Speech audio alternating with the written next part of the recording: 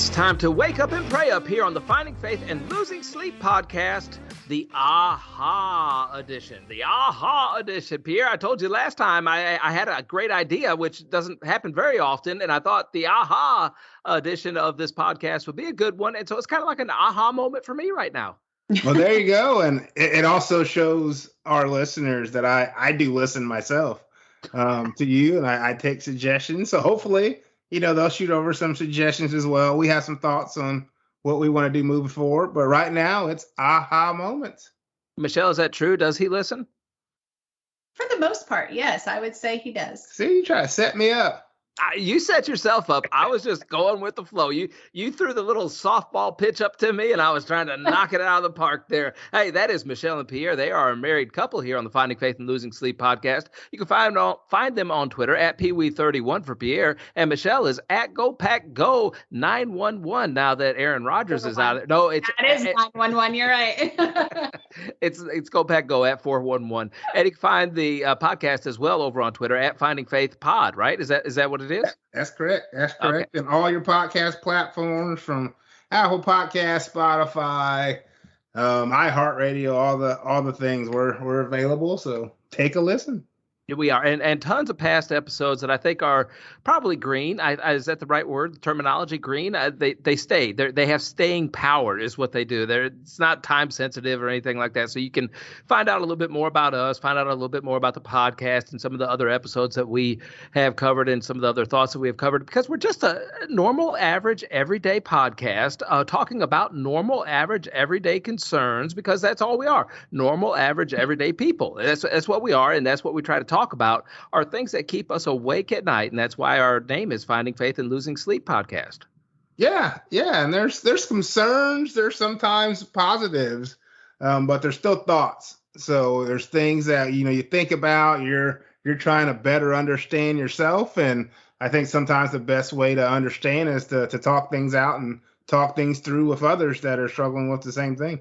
Oh, yeah. It's always good to have other people involved in things. And if you would like to be involved with the show, if you have a topic that you'd like for us to discuss, or if you have comments, something that we may have glossed over that you have some insight on, maybe that we said wrong or anything like that, Pierre, tell them how they can get in touch with us via an email. Yeah, that'd be findingfaith.losingsleep@gmail.com. I did have some, I can't remember. I'll have to pull it up. I didn't think about this, but there was an episode where we were talking about, I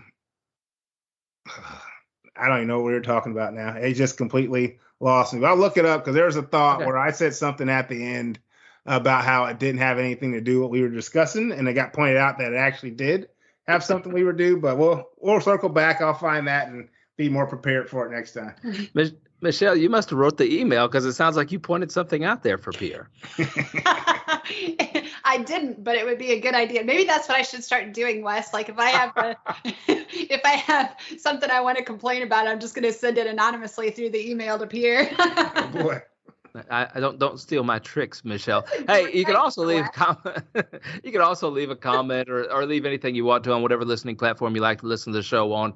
Anything like that is always helpful to the show, not helpful to us. We're not here to brag. We're not here to complain. We're not here to get 1 million likes, 1 million downloads, or anything like that. If it just helps one person, that's all we're after. And the aha moment, I couldn't help but, you guys remember that song by Aha, the Take On Me song? You guys remember that?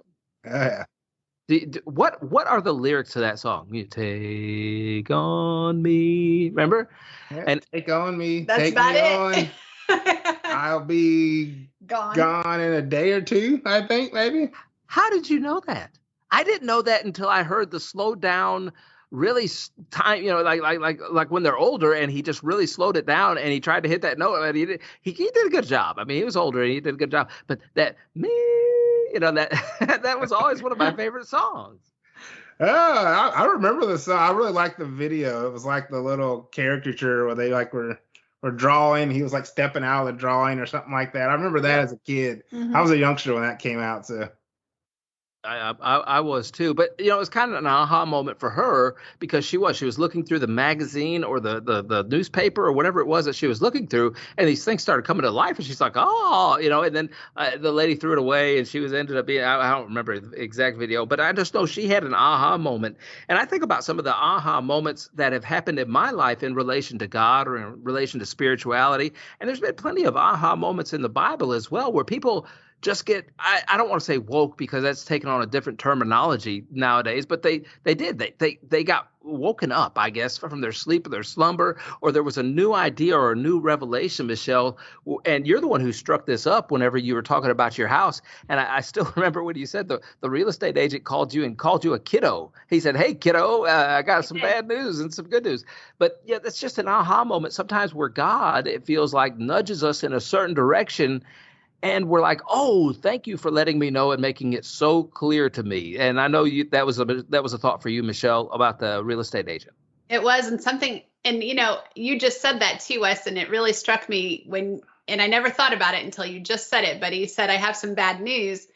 And sometimes I'll come back to that, what I was going to say, but to talk about that, oftentimes we might think we're delivering bad news, but what he didn't know is that was the best news he could have given me, because I was struggling with that, making that decision. And I didn't think about it till you just said it about, bad news, but it was actually the best news. So sometimes, we might think we're delivering bad news to somebody, but it might be exactly what they need to hear. So back to what he said. Yes, he said, he had some bad news that the other house had an accepted offer. And just to kind of expand on that a little bit, it really blows my mind looking back, because it was my first house.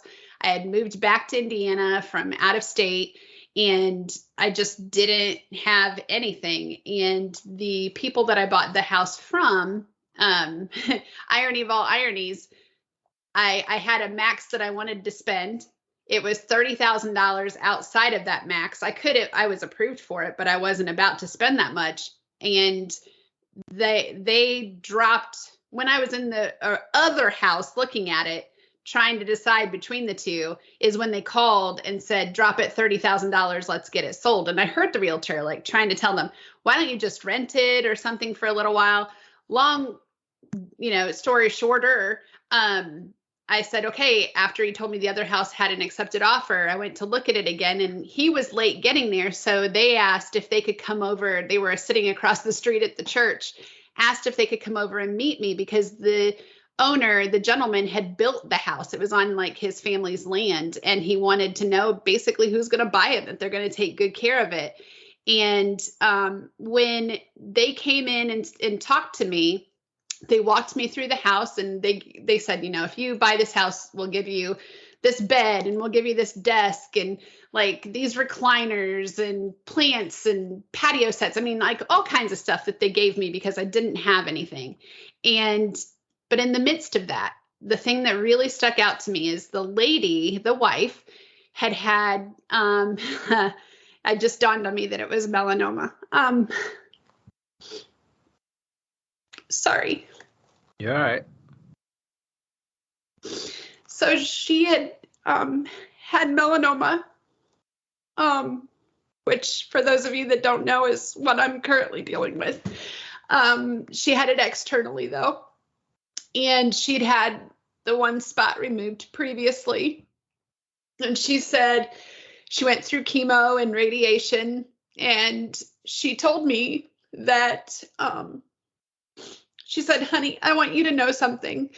I can feel the love exuding from you, and I want you to know, if you buy this house, God is in this house. And she said, I'm just going to tell you a quick story. I was walking by this trash can right here one day, and my cancer had come back, and I decided not to do the treatment again. And I just said, I'm putting it in God's hands. And if he wants it to go away, it's going to go away. If he doesn't, it won't. And that's just how it's going to be. And she said, I was walking by and I heard something kind of hit in the trash can. I thought I knocked something off of the counter. And she said, I, took a shower, went to the bathroom, I'm putting lotion on. And I realized that melanoma, that spot, literally fell off into the trash can. That was the sound that she had heard. and she was cancer free. So I guess that was an aha moment for me right there as we're recording. Like, I just realized that, it was basically the same thing. So anyway, it's just incredible to be able to see things come full circle. And I guess that's kind of how God speaks to me, is when things come full circle and it's just too much to be coincidence. Yeah, it definitely is. And whenever I pray for God to, I don't want to say speak to me, but just to make things clear for me, Pierre, I always ask him not to use a hammer over the top of my head, because I'm not always quick to listen. Yeah. It seems like there's a lot of things going on and everything. So it's one of those things where I don't want God to have to shout with a megaphone just to get my attention. I don't want him to hit me over the top of the head with a hammer. It's just in order for me to be able to slow down and listen to him a little bit, or to maybe go in a direction that he wants me to go in. Well, it's tough because I know, like, even now, like Michelle and I will talk about, not that we're afraid to pray. We're not afraid to pray, but we're conscious to be careful, and subconsciously, I guess, to be careful with how we pray, because, God answers, and it's in ways that we may not be willing or wanting him to answer. Again, like we talked about, her and her cancer diagnosis, and hopefully I'm not going to stumble over what she's going to discuss, but she had mentioned, like, her having an internal issue with, giving things to God, in past. And, obviously that cancer diagnosis, there's nothing else you can do. And I even think about it from ourselves. So, we're married, and just like any other married couples, we have, some struggles here or there with, disagreements with a variety of things. But, even some of my prayers is, help to make our marriage stronger, would be things that I would pray. And, the cancer battle honestly made our marriage stronger as well. And I wish it could have been something else, obviously. But that's kind of the thing. Like, sometimes what you pray for is going to be you going into the fire and getting pulled out, stronger, made new, those type of situations. Because God's answer is going to be maybe different than what you're picturing in your head. Oh, yeah. And I was similar to a story whenever we were honeymooners and we were trying to buy a house and everything like that. Michelle, we found this old country house. Now, keep in mind, you guys know my childhood a little bit. You can go back and listen to some of those past podcasts to find out more about me. But essentially, I was just a nomad, right? I just moved around from place to place, apartment to apartment. It was just one of those things. We found this old country house, and it was a great deal, 2.5 acres of land, a fixer-upper. The only problem is I didn't know which side of the hammer to use. Yeah, I just didn't know how to fix up anything. And so this place became a money pit for us, is what it ended up becoming. And that was the house that ended up burning down and everything later on, eventually way down the road. But all along the way of buying the house, there were just tons of obstacles after obstacles. I mean, we're having to climb over walls and do this. The mortgage company would say that, the other person would say this. And it was one of those things where God just didn't have that path laid out before us and making it easy. Not that everything should always be easy, but man, looking back at it in hindsight, as a mature Christian now, I wish I could have seen the tea leaves back then, where God was trying to keep us, I believe, trying to keep us out of that house. He didn't want us in that house. It's just one of those things where I don't know what it was that other than our money disappearing in that house. But I just think that he was trying to keep us out of there whenever you look back at it and seeing all the different hurdles and obstacles that we had to overcome to even get in there. Mm-hmm. Well, and then it burned down. So I think the message is loud and clear.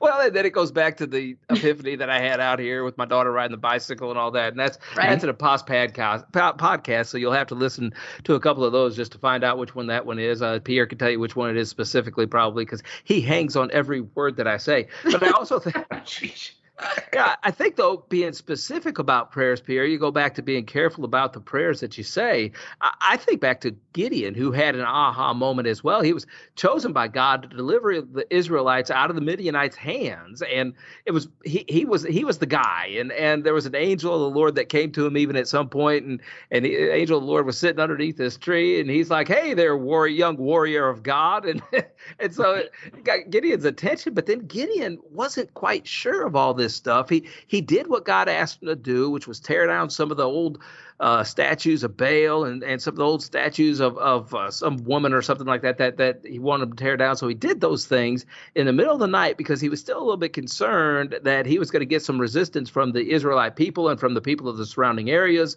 And then God was like, okay, now this is what I want you to do. And Gideon was like, okay, God, I got to ask you to do me a favor. Just give me a little bit of a sign. And so essentially what he said was, I'm going to lay down a blanket.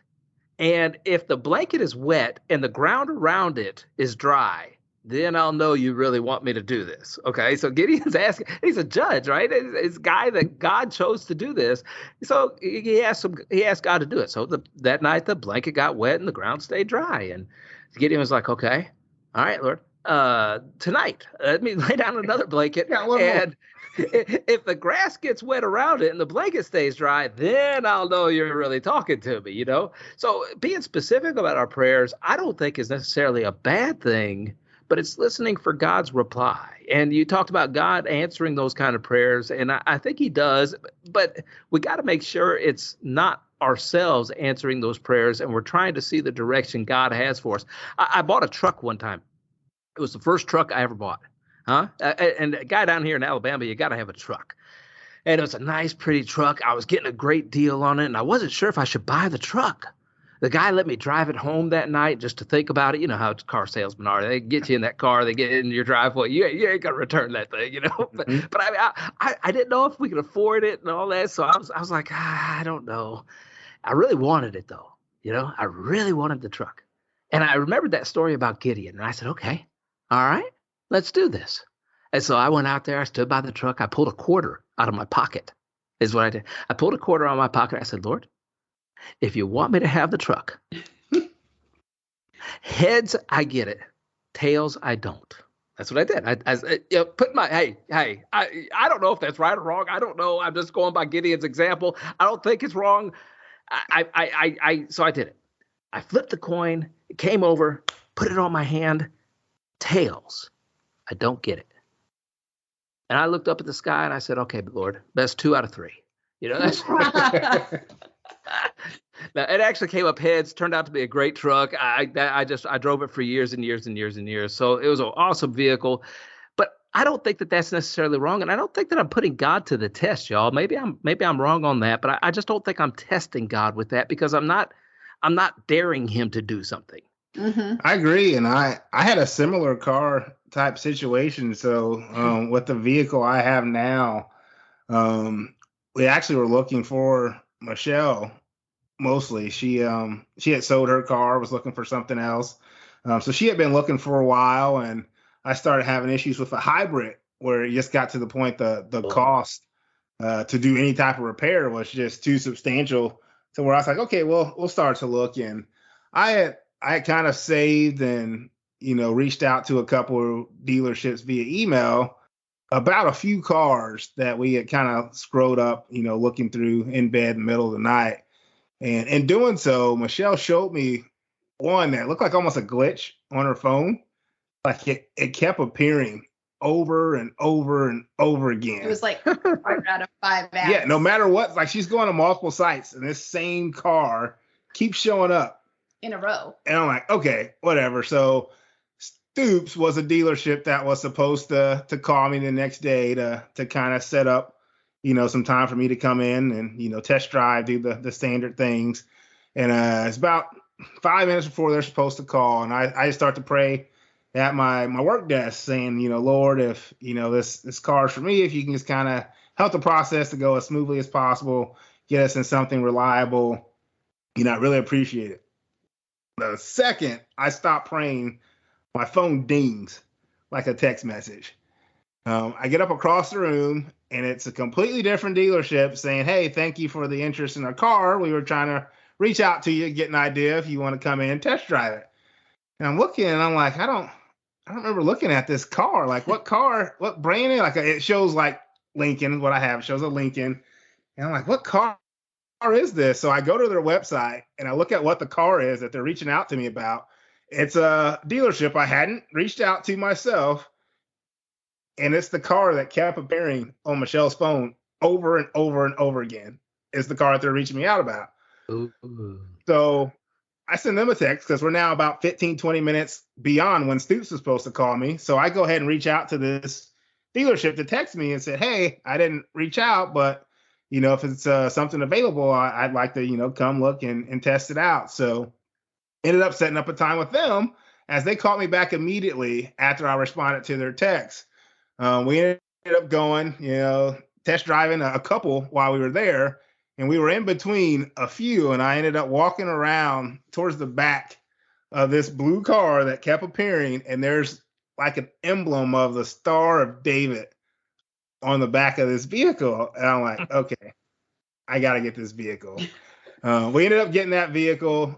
Stoops actually never called me, never contacted me. And it's been a very reliable call. So, hey, because he asked me, he was like, did you contact them about this car? And I was like, nope, sure did not. It was crazy. I like those stories. I do, because I don't know how to necessarily approach all those things all the time, because I grew up without a father. So as a father now, I know as my children ask me for things, I'm like, okay, yeah, you're asking me for stuff. And I don't want you just to use me, though, to bail you out of a situation, or to use me just to get whatever it is you want. I would like to get my opinion to give you advice about what is best. That's kind of what the way I approach it as a father now. I never received all that information as a recipient of fatherly advice, but I try to listen to the direction and the opinion that God has for my life now. So I think that's how God wants it, because he is called our Father and we are his children. Mm-hmm. I agree. And it's sometimes tough, obviously, in the moment. And I think we experience the same with our, earthly parents or earthly relationships where, even though signs are pointing that they're right, we want to make our own decisions. And I think we do the same with God. He could toss everything at us and we'll even bicker that he's not answering our prayer when he actually might be answering the prayer, as we've even discussed in the past. And we're just too busy focused on what we want the answer to be versus what the answer actually is. I think about the Cornelius's vision too. He had an aha moment there in Acts chapter 10, and I guess Acts is kind of just where there's a lot of great stories in the book of Acts. Just a lot of aha moments that end up popping up. But Cornelius was one of them. Says he was a righteous man and everything, and a centurion, an Italian cohort is what it was. But he was a devout man, one who feared God with all his household, and gave many alms to the Jewish people and prayed to God continually. So I don't know what those prayers were, but I do know this.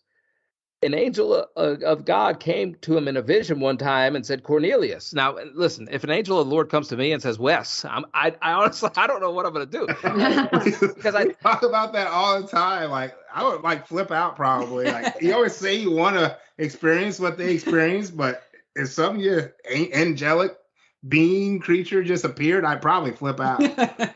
I think the word angel even is translated. We see angel and then we think about the wings and all that, but it could just be messenger. So it could just be an average person. Maybe it's not. I don't know. But whatever it was, it fixed his gaze upon him, and being much alarmed, Cornelius said, "What is it, Lord?" So he was alarmed. So obviously it just wasn't a dude, or just a person, just a female or anything. And the angel said, "Your prayers and alms have been answered." And so that's cool to be able to see that. And then he told Cornelius to send for Peter, who was sitting at a house, and so he sent some people there to go get Peter. And then Peter fell asleep at this person's house. And when he did, it was kind of like this trance, and he got this vision where this big sheet was laid down in front of him with all these different animals. And it says, Peter, go and eat these things. And Peter's like, nah, man, I ain't never ate that stuff. I'm a Jew. I stay clean. I do everything right for God. And it does it like 3 times. And then Peter's like, I don't understand. And then these people came knocking on the door and said, hey, we were told to come here and get Peter. And then Peter's like, wait a minute, what's going on? Just an aha moment for him even, where he realizes now something special is going on, and he goes with the flow. He goes with the flow. He goes with those guys, goes back to Cornelius's house, sees an amazing thing happen at Cornelius's house, the same thing that was happened to him and his apostles back in Acts chapter 2, I believe it was, where kind of like a rushing wind, speaking in tongues, and all this stuff was going on. And Peter's like, okay, all right, I'm starting to understand some things now. And he realizes that the sheep being laid down in front of him was a kind of another message from God for the gospel to be reaching into the multitudes, not just for the Jewish people.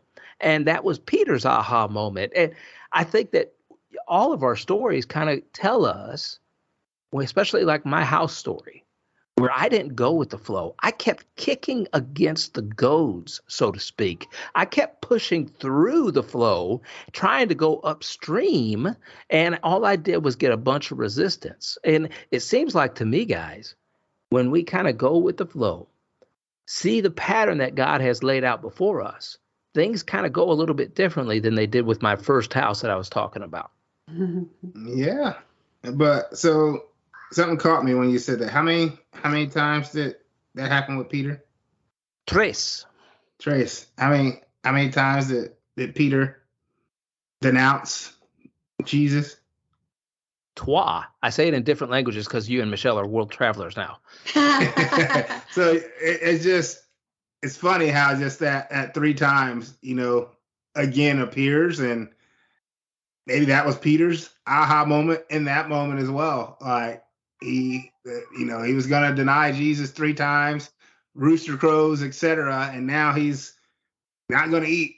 And it, again, takes 3 times for him to kind of snap out of it and come to the realization that, okay, maybe I should follow this, that 3 being the magic number for him there. Well, and even we were just in Nashville for the K-Love Fan Awards this past weekend, and Chris Tomlin was talking about holy, holy, holy, like 3 times, remember? Mm-hmm. And if you think about it, it's the Holy Trinity. Like, yeah. So we're getting deep here. Did anybody say hi to me at the K-Love Awards? No. Yeah. Did we win an award? We did not. We were not up for podcast of the year, but we were in attendance just in case. Well, forget all the humble stuff I said earlier about not being for us. I want reviews. I want stars. I want ratings. No, I'm just kidding. Hey, I also think about Philip. I'm sorry, Philip, as he had an aha moment whenever he was about to go in one direction. God comes to him and says, hey, no, what I want you to do. An angel of the Lord again says to Philip, I want you to go south to the road that descends to Jerusalem to Gaza. And then he did that. And as he did, he saw this person riding in a chariot, right? And it ended up being an Ethiopian eunuch. And I love what he says to him. Philip saw him reading the scriptures, right? And he ran up to him, heard him reading Isaiah the prophet, and said, do you understand what you're reading? I think in the King James Version, it's like, doeth you understandeth what you readeth? I think that's what he says in the King James. Honestly, I think so. And he said, well, the eunuch said, well, how could I unless someone guides me? And he invited Philip to come up with him and sit down with him. Now, the passage of scripture that was read, and it was about Jesus. And so Philip started talking to him about Jesus, all the things that happened just a short time before, and started explaining all these things to the Ethiopian eunuch. And please tell me, the eunuch said to Philip, of whom does this prophet say this, of himself or someone else? And Philip opened his mouth, and beginning from the scriptures, he preached Jesus to him. And as they went along the road, they came to some water, and the eunuch said, hey, look here, there's some water. What prevents me from being baptized? And so the guy gets baptized. And then a rushing wind rushes Philip out of that way and everything in the book of Acts. But Philip went with the flow, right? Mm-hmm. And he found somebody that needed the scriptures explained to him. And I a lot of times forget that is my purpose here, right? Yeah. Our purpose is to be that example. Our purpose is the knowledge that we have to give to other people so that they can know some of the same peace and comfort so they don't stay up all night long thinking about some of these things. And we don't know who God places in our path in order to do so. I think that's something that we all need to remember. Mm-hmm. I agree, because there's so many situations where, like, looking back on it now, you start to wonder, was that my opportunity, or was I not bold enough, to kind of speak, my truth, the truth, those type of situations when you cross paths with someone and they're struggling, and you kind of toe the line at times. At least with me, you toe the line on how much you're gonna kind of get into faith and religion. Even at work, like I'll do it where someone's struggling, and I try to poke around to get a sense for where they kind of are mentally when it comes with their own faith. And if I don't feel like they're where they need to be, then I might not even comment or say anything. And I'm just trying to get better at that, because I don't want to miss the opportunity where I'm someone that God's trying to use to plant a seed in someone else, and I'm too fearful or too hesitant to have that conversation based on backlash that I think may happen. Well, and I think sometimes, like, you can speak to someone and you can be the seed that's planted, but perhaps sometimes you're the messenger to bring peace or comfort as well. Like, Wes, you were talking about people, if we were laughing about if an angel appeared, we'd probably flip out, and Pierre and I do talk about that a lot. But, I honestly believe that God used Pierre as a messenger for me really quickly. And he'll know what I'm talking about here in a second. He's giving me kind of a weird face right now. But when I was in high school, I walked into a room. I was in another relationship at the time, saw the back of someone's head, and I knew that I would marry him. It was like I knew my own name. It was the weirdest experience I've ever had in my life. Fast forward a couple of years later, he died in a motorcycle accident. And my first thought was, now what? Like, if there's one person for you in this life that God has for you, and I know that was mine, now what? And many, many years, 20 plus years later, around 20 years later, at his funeral, they played Cats in the Cradle. And there are many facets to this story, but I'm giving you the very abridged version. All of a sudden, I'm like I'm driving one day, and, how I knew Pierre was the right person for me was, for all of those years, there wasn't a day that went by that I didn't think of him and just be really sad. And when I met Pierre, those days were fewer and further between. And, it kind of became less and less and less. And not that I didn't think of him, but it just wasn't at the forefront of my thoughts. I was more, invested in what I was building than what I'd lost. And one day in particular, I was driving home and I'm like, man, why is this just bothering me so much today? I don't understand. And it kind of hit me that I think it's because I don't know where he stood with God. I didn't know if he was in heaven, and all of a sudden that day it was bothering me. So I went home and I'm trying, not to let it show that this is sitting on me heavy. And I'm sitting in this recliner. Now, mind you, I'll also tell you this really quickly as a side note. The day he died is also Pierre's birthday and is also the day that Olivia was due. So I'm sitting in this recliner and I'm just kind of praying for a second. And I'm like, God, I think the heaviness I'm feeling is I just need to know if he's with you. And I kid you not, in that exact moment, Pierre, sitting across from me, breaks out singing Cats in the Cradle. And what did you say to me? I was basically like, why are you staring at me like you seen ghosts? It was really awkward. It's the way she looked at me like a ghost disappeared. And I'm like, why are you looking at me like that? And I honestly, you could not convince me that God did not speak through him, because I said to him, why are you singing that? And he said, no idea. I have no idea. And you can never, ever, there's nothing you could say or do that would convince me that God didn't use him as a messenger to answer my question and to answer and to make me feel at peace and to know, hey, you're right where you're supposed to be. Like, I'm not saying that he had to die for you to get where you needed to be, but that was part of the equation, right? Like, that isn't what I had planned for you, but you were dead set on it. And I'm not saying that's why he died.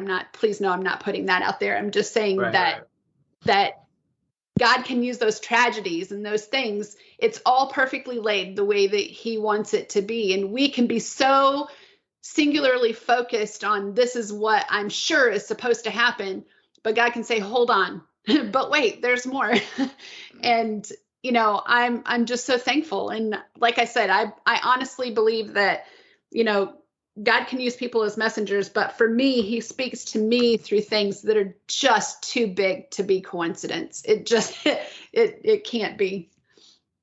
Wow. That's a good story. And I'm trying to sit here and go, okay, what songs was I singing today, and what kind of message was intended? Who is it intended for? And the only thing I can remember, singing was like the Barney theme. That's it meant nothing. I don't think it meant anything. But it's one of those things too, where you were praying about that, you were looking for an answer, and possibly God was able to use Pierre for the answer to that. And Pierre was a willing instrument of God to open up his mouth to sing a song, right? But you're also listening for that response. And I think Pierre, you said a little bit ago that you struggle with sharing those things, and I think people maybe struggle with being a vessel of God and allowing themselves to be used like that at a whimsical time, in an office, in a work environment, anywhere, just being used by God, because maybe they feel like they're not worthy to be used by God too. You know what I mean? Like, okay, I'm not clean enough. My life's not in perfect order. My life is chaos. I don't do all the right things. I need to be a little bit better before I start being a witness for God, right? And it reminds me of an aha moment for Paul. His very first aha moment, actually, where he was trying to do good things, but actually he wasn't doing good things at all. It says in Acts chapter 9 that he was Saul, now Saul, still breathing threats and murder against the disciples of the Lord, against the disciples of God, against the disciples of Jesus. Went to the high priest and asked for letters from him to the synagogues of Damascus, so that if he found any people belonging to the way, which the way was Christendom, I guess, if I said that right at the time, both men and women, that he might bring them bound back to Jerusalem. And it came about as he was journeying, he was approaching Damascus, and suddenly a light from heaven flashed around him. And he fell to the ground, and he heard a voice saying to him, Saul, Saul, why are you persecuting me? And he said, Who are you, Lord? And he said, I'm Jesus, who you're persecuting. I want you to rise up. I want you to go into a city, and then I'll tell you what to do. And the men who traveled with him just stood speechless, hearing the voice, but they saw no one. So Saul got up from the ground, and though his eyes were open, he couldn't see anything. And they led him by the hand and brought him to the city of Damascus. And he was there 3 days without sight, and he didn't eat, didn't drink. And then a certain disciple from Damascus named Ananias appeared to Ananias in a vision. The Lord appeared to Ananias in a vision and said, Ananias? And he said, Here I am, Lord. And the Lord said to him, Arise and go to a street called Straight. I always like that. And inquire at the house of Judas for a man from Tarsus there named Saul, and he's praying. And he has seen a vision, and a man named Ananias will come to him and lay his hands on him so that he might regain his sight. Well, I'm sure Saul was a very popular guy. He's the big sheriff in town. And so when Ananias heard it was Saul, I'd imagine there was some hesitation there. And Ananias said, Lord, I've heard about this man and how much harm he did to the saints in Jerusalem. And here he has authority from the chief priest to bind up everybody who calls upon his name. And the Lord said to him, listen, just go. He's a chosen instrument of mine to hear my name to bear my name before the Gentiles and kings and the sons of Israel, for I will show him how much he must suffer for my name's sake. And I don't know what all that means. We get the letters, we get the stories of Saul and all the different things that he had to go through and everything. But Ananias departed there, laid his hands on him and said, Brother Saul, the Lord Jesus, who appeared to you on the road by which you were coming, has sent me so that you may regain your sight and be filled with the Holy Spirit. And immediately there fell from his eyes something like scales, and he regained his sight, and he arose and was baptized. And he took food and was strengthened. And it's cool to see his journey from there on out, too, because we get introduced to Saul even prior to this story. Mm-hmm. He held the coats of people who murdered Stephen, I believe, as Stephen was the first martyr. and we get to see all the different actions and how people didn't trust Saul at first because of his actions before. They kind of thought he was coming in to find out all their names, to sabotage them, to ruin all this stuff, the followers of Christ. And the people were very hesitant to listen to what Saul had to say. But it was just by his persistence and by his actions and by his deeds and by his words that they began to trust him and listen to him.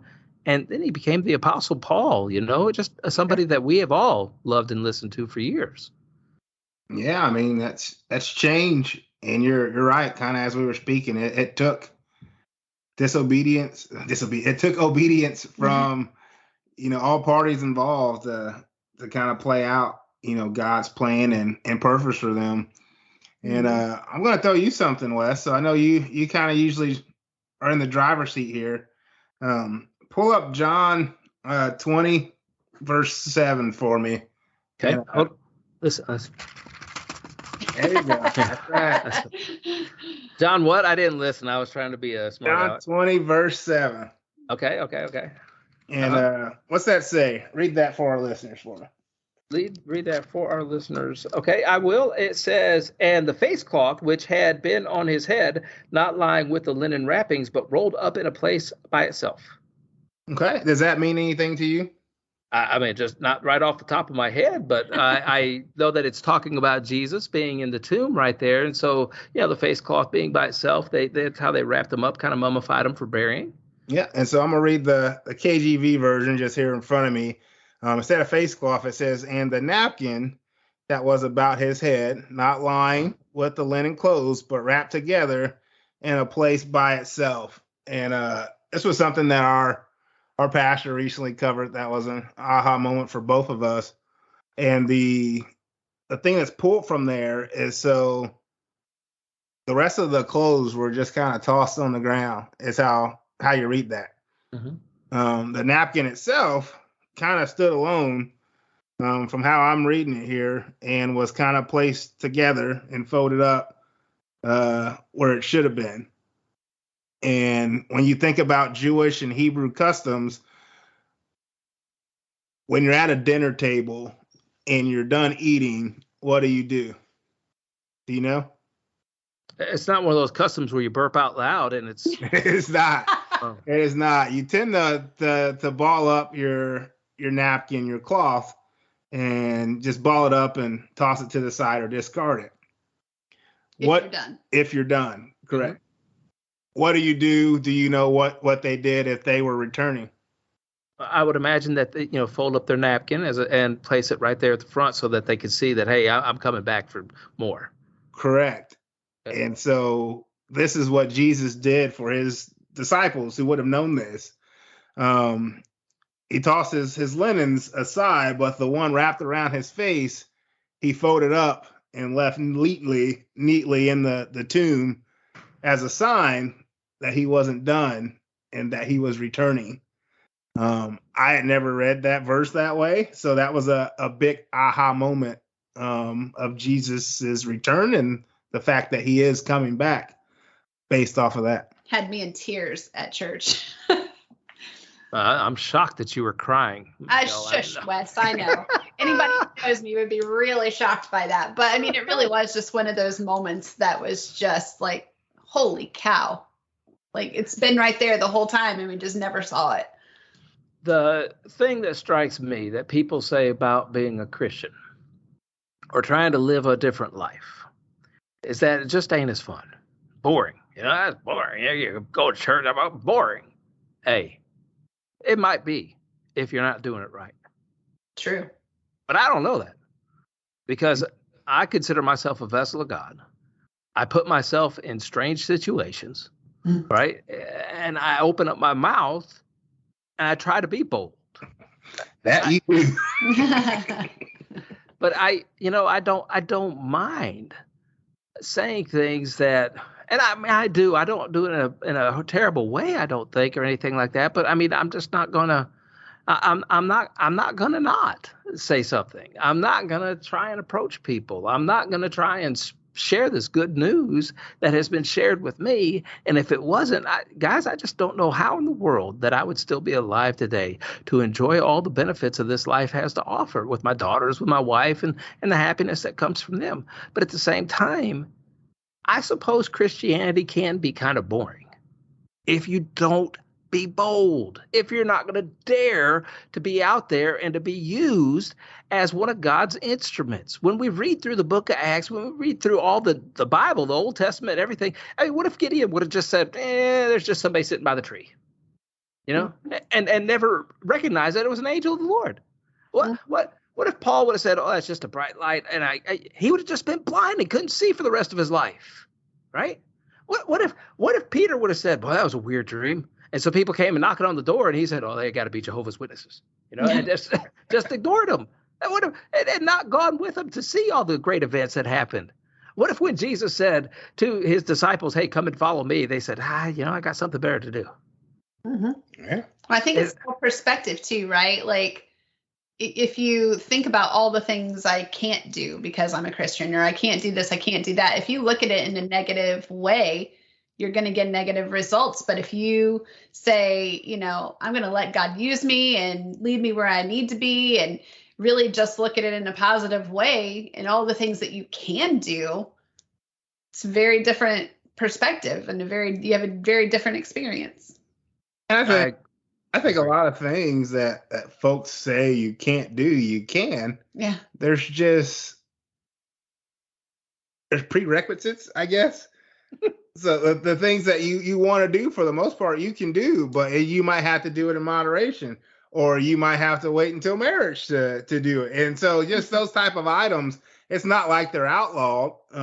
People, just as you see, they just like to cut corners. They like to have instant type of gratification, which is the world we live in right now. But a lot of things that they feel they can't do, it's doable. There's just within certain guidelines, within certain commandments, that you have to fit things within, but it's not like you can't do them at all.